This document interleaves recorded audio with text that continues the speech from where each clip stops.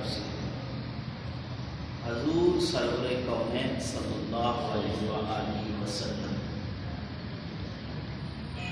رمضان المبارک کی تیاری کرتے تھے۔ کچھ عرصہ قبل ہم لوگ بھی بڑی تیاری کرتے تھے، اب ہمیں کوئی فکر نہیں، اب ہم یہ کہتے ہیں کہ مہنگائی بہت زیادہ ہے۔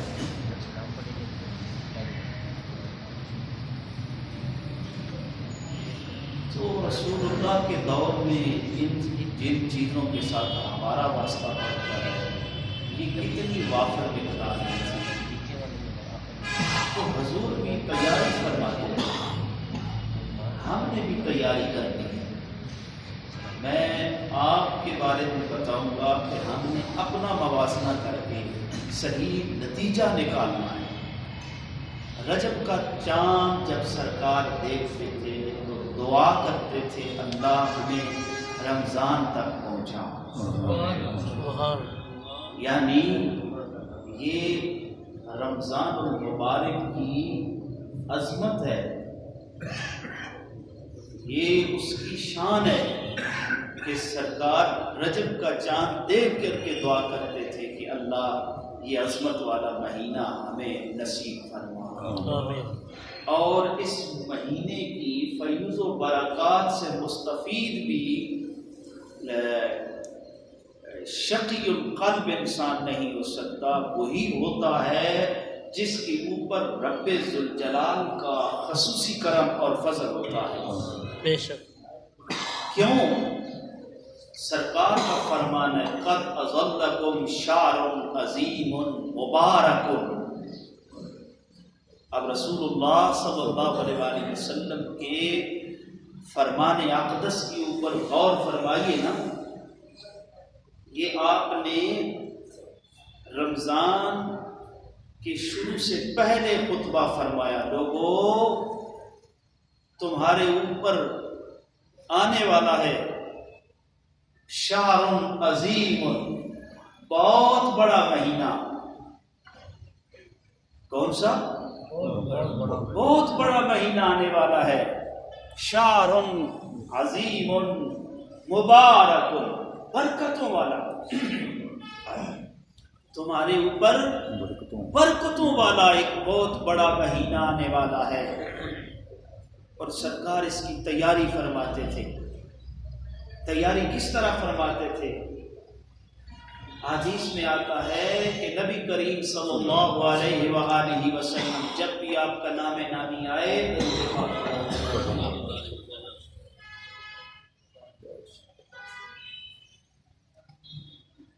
تمہارے اوپر ایک بہت بڑا مہینہ آنے والا ہے، یہ بشارت ہے نبی کریم صلی اللہ علیہ وآلہ وسلم کی، برکتوں والا مہینہ آنے والا ہے۔ اور آپ کس طرح تیاری فرماتے ہیں؟ یعنی آپ رمضان کے علاوہ جتنے روزے شعبان مبارک میں رکھتے تھے کسی اور مہینے میں اتنے روزے نہیں رکھتے تھے، یہ آپ کی تیاری تھی۔ ہماری تیاری تو مال و دولت اکٹھا کرنا ہے، رمضان المبارک آنے والا ہے جی، ہم نے کام نہیں کرنا، چھٹی کرنی ہے، خوب لنگر کا بندوبست کرنا ہے، کھانے کا، سحری کی، افطاری کا۔ نبی کریم صلی اللہ علیہ وآلہ وسلم کی تیاری کا کیا طریقہ ہے؟ روزے رکھتے کثرت کے ساتھ پورا مہینہ، لیکن 15 کے بعد ہمیں منع فرماتے ہیں کہ اتنی نقات اور کمزوری نہ ہو جائے کہ فرض روزہ مہینے کا وہ پورا کرنا مشکل ہو جائے۔ تو اس لیے رسول اللہ صلی اللہ علیہ وآلہ وسلم خود کثرت کے ساتھ اس میں روزے رکھتے، اور روزہ کوئی معمولی عبادت نہیں ہے۔ دیکھو ہر عبادت کا اجر جو ہے وہ فرشتے لکھتے ہیں، لیکن رمضان المبارک پہ روزے پہ اجر رب ذوالجلال کی ذات خود عطا کرتی ہے۔ تو مالک پھر اپنی شان کے مطابق عطا کرتا ہے نا، ہر کوئی اپنی اوقات بساط کے مطابق عطا کرتا ہے، تو اللہ کے خزانوں میں کوئی کمی ہے؟ اس کے خزانے کم ہوتے ہیں؟ نہیں. جب وہ کہتا ہے میں عطا کرتا ہوں تو وہ پھر اپنی شان کے مطابق عطا کرتا ہے اور اس کی شان مخفی نہیں ہے. تو صاحبو اللہ رب العزت کے محبوب اس مہینے میں کثرت کے ساتھ روزے رکھتے اور آخری ایام میں خوشخبری سنائی لوگو قد اظلکم شہر عظیم مبارک، تمہارے اوپر سایہ فکن ہونے والا ہے ایک مہینہ، بہت بڑا مہینہ اور بڑی برکتوں والا مہینہ. اور یہ مہینہ پھر آپ نے فرمایا اس کی رات لیلۃ القدر کی رات ہے، اس میں لیلۃ القدر کی رات ہے، اس کے دن کا روزہ اور رات کا قیام.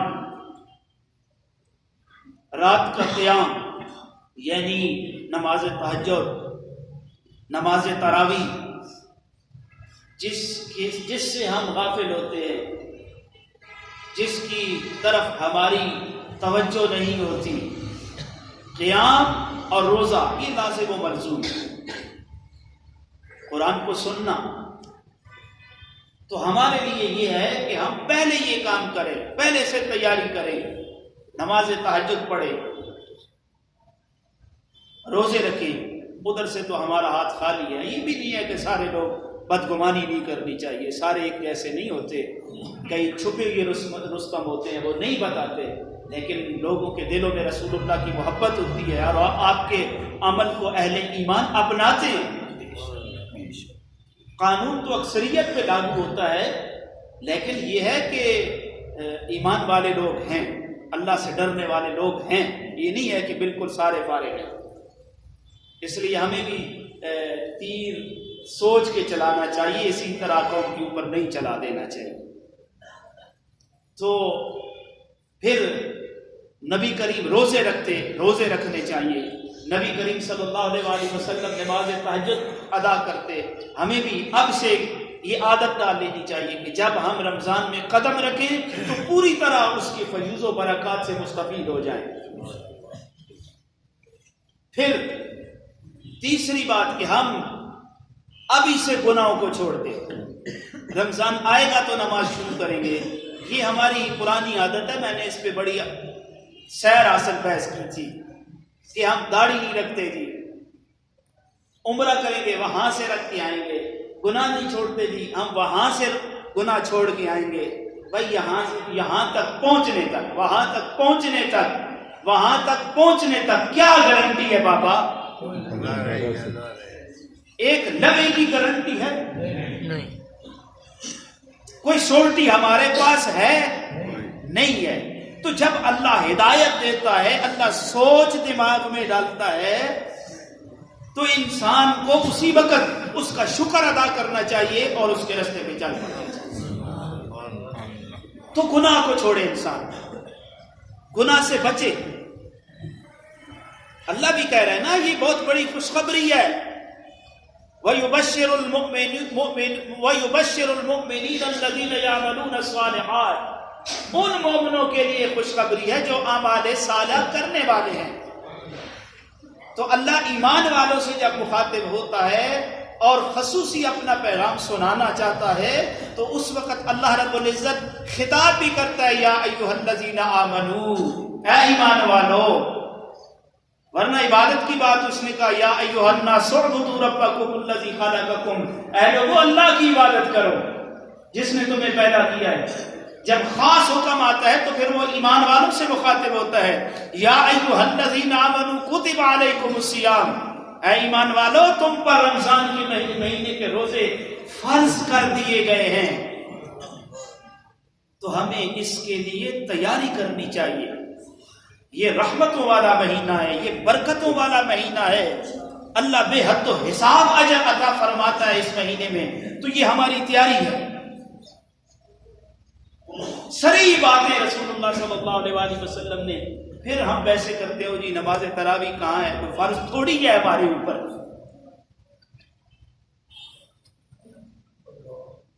تو قرآن میں تو نبی کی سنت اور نبی کے طریقے کی بات کرتا ہے.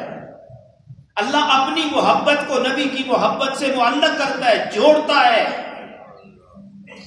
اللہ اپنی اطاعت کو نبی کی اتباع سے معلق کرتا ہے تو بات تو رسول اللہ کی ہے. ساری زندگی کہتا رہے نا اللہ اللہ لا الہ الا اللہ لا الہ الا اللہ اللہ اللہ کہتا رہے, رسول اللہ کو دل و جان سے نہ قبول کرے, بتاؤ کچھ بچتا ہے؟ لا الہ الا اللہ ثواب کا کام ہے, لا الہ الا اللہ نیکی ہے. لا الہ الا اللہ یہ ایسا کلمہ ہے جس کے وزن کا کوئی پیمانہ نہیں ہے. لا الہ الا اللہ کے وزن کا کوئی پیمانہ نہیں ہے, جدھر بھی رکھ دیا جائے ہر چیز سے یہ بھاری ہے. لیکن اگر محمد و رسول اللہ کو دل و جان سے قبول نہیں کرتا تو اللہ اس پڑھنے والے کو قبول نہیں. تو بات تو رسول اللہ کی سنت کی ہے. ان ھذا القرآن یہدی للتی ہی اقوم, قرآن ہی ہے وہ جو قوموں کی ہدایت کا سیدھا رستہ ہے, وہ قرآن والا رستہ ہے. اور قرآن ہی کہتا ہے وَيُبَشِّرُ الْمُؤْمِنِينَ الَّذِينَ يَعْمَلُونَ الصَّالِحَاتِ أَنَّ لَهُمْ أَجْرًا كَبِيرًا أَنَّ لَهُمْ أَجْرًا كَبِيرًا. ان خوشخبریوں کی بھی بہت بڑا اجر ہے اللہ کے ہاں. اب دیکھو نا, روزہ خوشخبری نہیں ہے, رسول اللہ سنا رہے ہیں قَدْ أَظَلَّكُمْ شَعْرٌ عَظِيمٌ مُبَارَكٌ,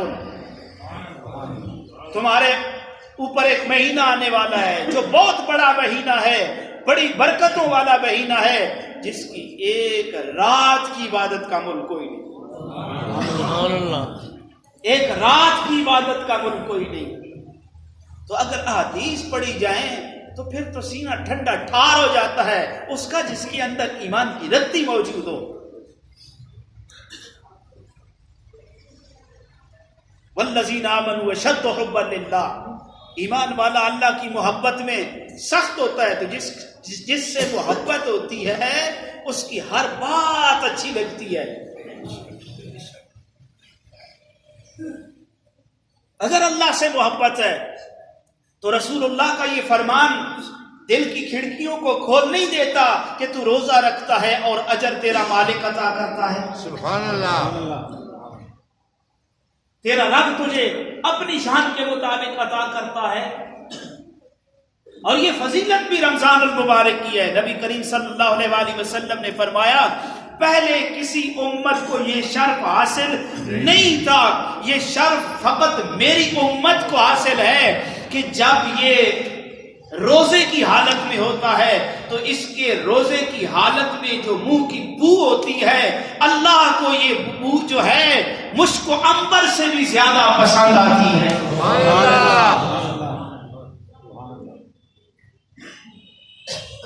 حالانکہ یہ بو ایسی ہے اور جس کے منہ سے بو آتی ہو وہ بات کرے تو بندہ کہتا ہے یار منہ تو پرے کر, اس کو صاف تو کر. بیوی جان دیتی ہے وہ بھی کہتی ہے بھلا ہوئی ذرا منہ میں تو خیال کر. دوستوں کو تو چھوڑو, ماں بھی کہتی ہے پترا ذرا ہے منہ نے تو منہ ساتھ دھو لیا کر. اللہ کیڈا سونا منہ دیتے ہی کم از کم ساتھ دھو تک کر, منہ مسواک تو مار کے کر. ایسے ہی ہے نا, بہت پیارا دوست ہے, جگری دوست ہے, جان دیتے ہو, منہ قریب کے کر کے بات کرے, گوشہ کرے, منہ سے بو آتی ہو وہ بھی کہتے رہے گھڑے ایسا دو. اور تیرے کو مسواک کوئی نہیں, تن کہے گا یار 10 روپے میں دینے کو برسی رہ گیا, ڈنڈا مجھ سے لے لے. لیکن اللہ کیا کہتا ہے, تیرے منہ کی بو, اے محبوبہ تیرے نبی تیری امت کے بندوں کی بات کرتا ہوں, ان کے منہ کی بو جو ہے روزے کی حالت میں وہ مجھے مشک و عنبر سے بھی زیادہ پسند ہے. تو بتاؤ رب اپنے بندوں پہ کتنا کرم کرنا چاہتا ہے, کتنا فضل کرنا چاہتا ہے. نبی پاک نے فرمایا شقی القلب ہے, بدبخت انسان ہے وہ جس نے رمضان کے مہینے کو پایا اور اپنے رب کو راضی نہ کر سکا. بے شک اس سے بڑی بدقسمتی کیا ہے انسان کی کہ جب اللہ نے سیل لگائی ہے لوٹ لو, اٹھا لو جتنا مال اٹھا سکتے ہو, اور وہ بدقسمت اس میں بھی حرام خوری میں لگا رہے, اپنے مالک کو ناراض کرتا رہے. کوئی ہے پیچھے بچتا ہے ایسے بندے کے پاس؟ جس کی منہ کے بو کو بھی اللہ کہتا ہے مجھے جنت کی مشک و عنبر سے زیادہ اگر پسندیدہ چیز ہے تو وہ اس روزہ دار کی منہ کی بو ہے. تو سرکار فرماتے ہیں یہ کسی اور امت کو شرف حاصل نہیں. دوسری بات، اس روزہ دار کے لیے سمندر کی مچھلیاں بھی دعا کرتی ہیں. ان کو کون بتاتا ہے؟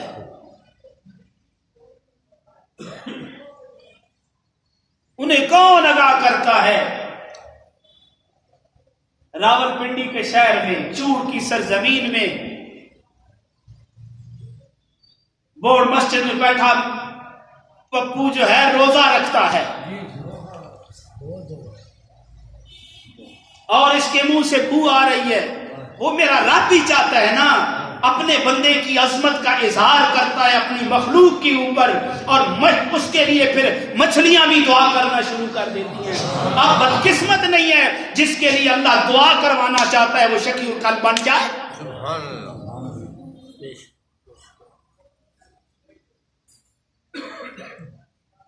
پہلی بات منہ کی بو. دوسری سمندر کی مچھلیاں سمندر کی مچھلیاں بھی دعا کرتی ہیں.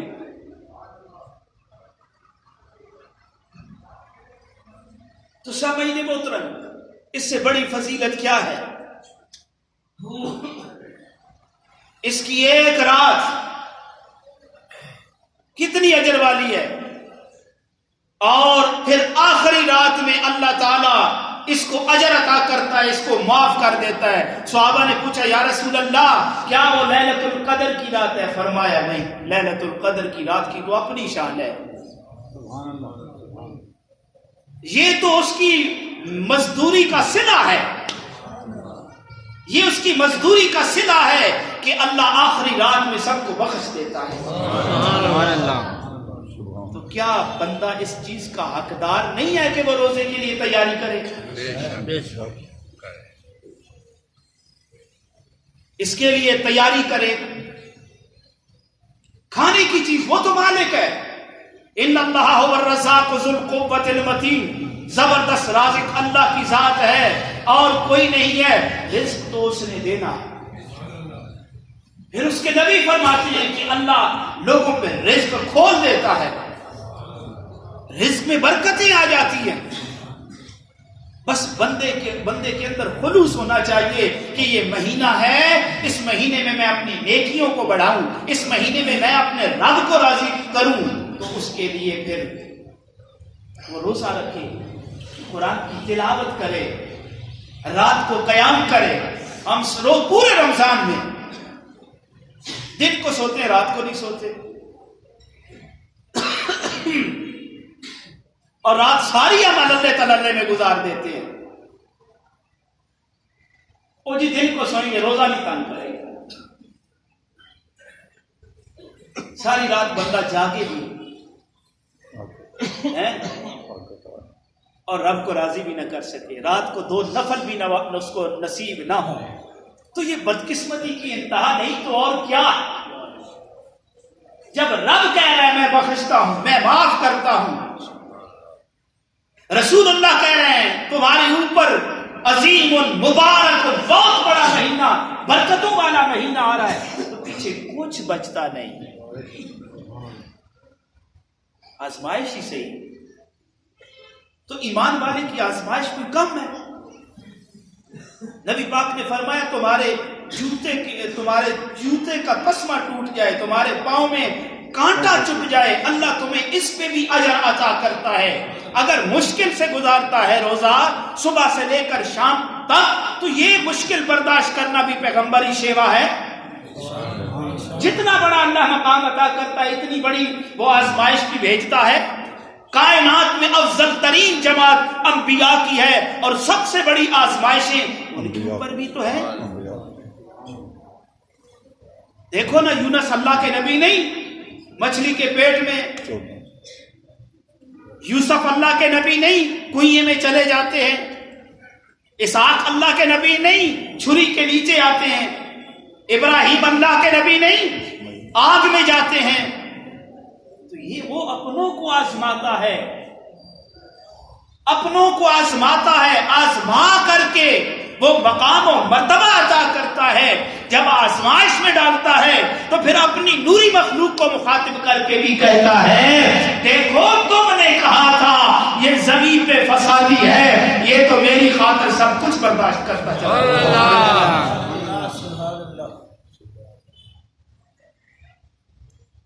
تو یہ بات بھی کائنات کی جان محمد رسول اللہ کی ہے۔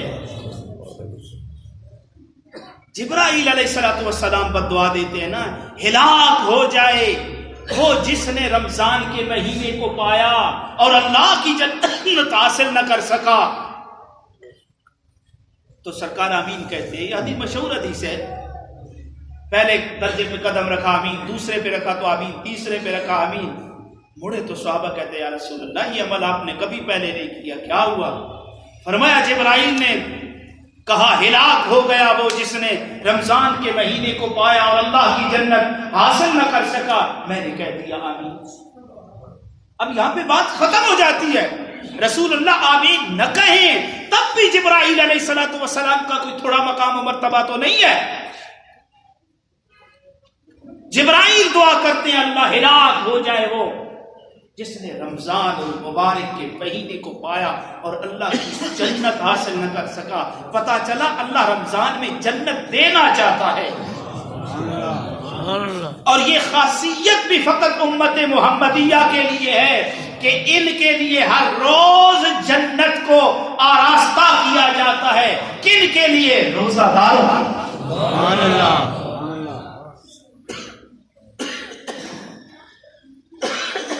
جنت کو آراستہ کیا جاتا ہے۔